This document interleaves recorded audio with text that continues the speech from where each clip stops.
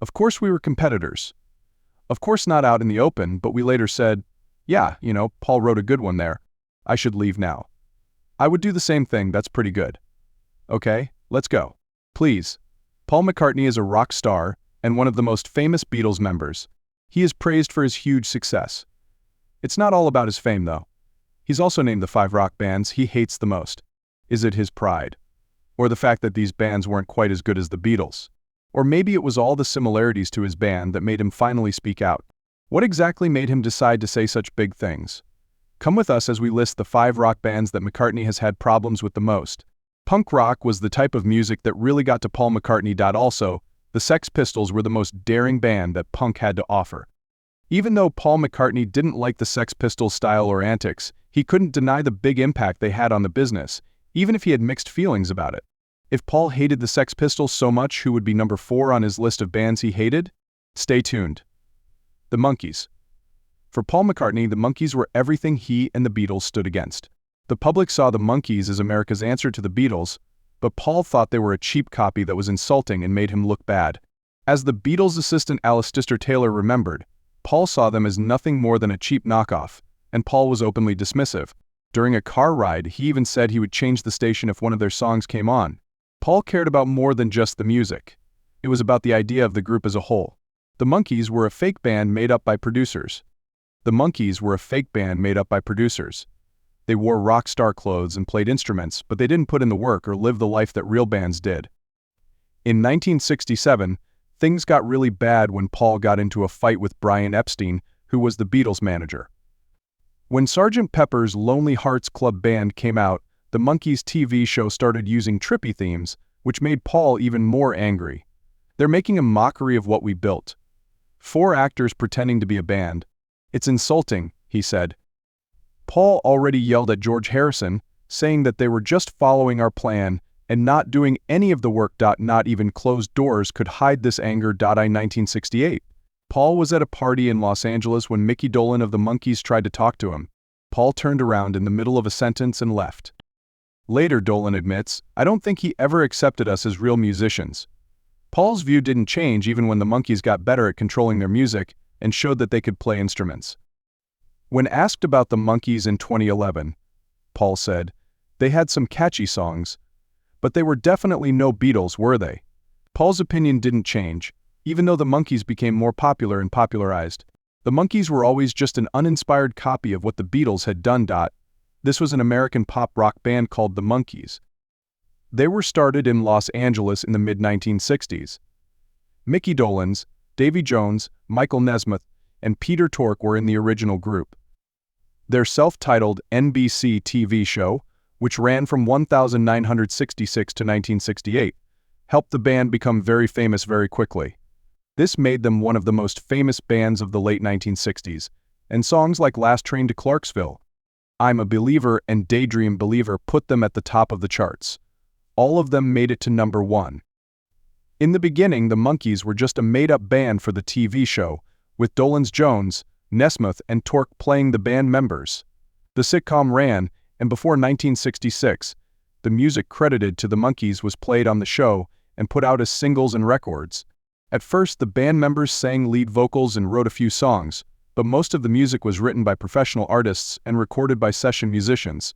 Even though this method worked well for business, the band members got more and more upset about not being able to contribute to the creative process. After some tension and power battles, the Monkees fought for and won full control over how their music was made in 1967. For their next 2 records, the Arctic Monkeys played and recorded as a real band. But soon enough, divisions within the group started to hurt them. As each member pursued their own hobbies under the Monkey Keys name, the group changed from a cohesive band to more of a brand. There were rumors that the band didn't play their own instruments, which hurt their reputation even more. With the end of their TV show, both their music sales and fan attention started to go down. As the group began to break up, the people who were still in it started to leave. And by 1970, the band was no longer together. People became interested in the Monkees again in 1986, when the band got back together to celebrate their 20th anniversary. This led to a number of reunion shows, a big TV show, and the release of new studio albums. But after Davy Jones died in 2012 and Peter Tork died in 2019, Mickey Dolenz and Michael Nesmith went a goodbye tour in 2021. Sadly, Nesmith died later that same year, right before the tour ended. This meant that Dolenz was the only member of the famous band who was still alive. In the beginning, Paul McCartney criticized and copied the Monkees' music. However, the group would be known for their unique contribution to pop music and their lasting effect on pop culture, even as the members changed and split up. The countdown keeps going. Let's look at the third rock band that Paul McCartney didn't like: Refuge. From 1994 to 1998, Oasis became incredibly popular, solidifying their place as one of the most important British rock bands of their time. Many of their songs from this time have stood the test of time and still speak to people all over the world. People often got into arguments with the Gallagher brothers, Nell and Liam, because they were known for being bold and sometimes rude. So, it wasn't a surprise that Oasis had some angry fans. Paul McCartney was one of their most vocal critics, and he didn't hold back when he said he didn't like the band's behavior. McCartney really didn't like how Oasis kept trying to compare themselves to the Beatles. The band's lead singer and producer, Noel Gallagher, had said some things about the Beatles that McCartney thought were rude and disrespectful. During the rise of Oasis to fame, McCartney didn't hold back. He was one of the loudest people who spoke out against the band. His thoughts were that their music wasn't original and that they had big heads. McCartney once said, "They don't mean anything to me." He did agree that Oasis were young, fresh, and good at writing songs, but he thought their biggest mistake was saying they would be bigger than the Beatles. He said that other bands had said similar things before, but they always failed. He warned that saying, "You'll be bigger than the Beatles," is like putting a curse on your career. When Oasis first came out in the mid-1990s, many fans and the media thought the band would replace the Beatles as the biggest name in British rock.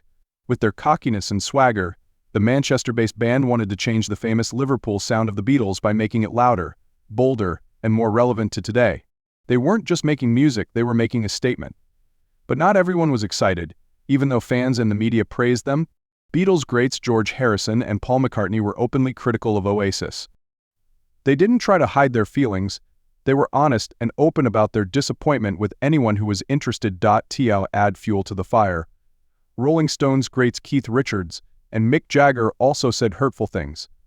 Unfortunately, hearing bad things about your band from famous people is even worse. But Oasis refused to give up. In 2016, Liam Gallagher proudly said, "What Oasis did in 3 years took the Beatles 8 years." This showed how quickly they became famous. The band also paid tribute to the Beatles in their own way by sampling John Lennon's voice in the song "I'm Out of Time" from the album Dig Out Your Soul, which Me called "Floating Along on Psychedelic." During a preview screening of The Beatles Get Back, Noel Gallagher was honest about the constant comparisons between Oasis and the Beatles, saying, "When Oasis started, we got so big, we were compared to the Beatles in terms of size and embarrassingly musically as well. That's because they know how heavy those comparisons are, and how big of a shadow the Beatles' legacy cast." Oasis was formed in Manchester in 1991 and quickly became one of the most famous bands in the Britpop movement. The original lineup included lead singer Liam Gallagher, guitarist Paul "Bunhead" Arthurs, bass guitarist Paul "Gigsy" McGuigan, and drummer Tony McCarroll. A few months later, Liam asked his older brother Noel Gallagher to join as the 5th member of the band.